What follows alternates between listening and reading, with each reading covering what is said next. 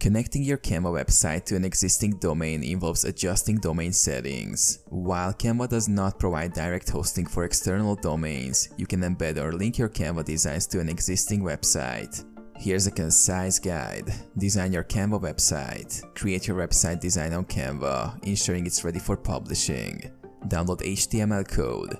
In Canva, export your design by clicking on the download button and selecting HTML.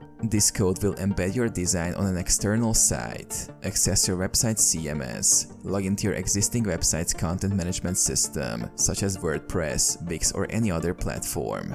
Create a new page or edit existing page. Add a new page or edit an existing one where you want to embed your Canva design. Insert HTML code. Look for an HTML or custom code insertion option in your CMS. Paste the HTML code from Canva into this section. Save and preview. Save your changes and preview the page to ensure the Canva design is displaying correctly. Linking. Alternatively, create a link in your website's navigation menu or buttons that direct users to your Canva design.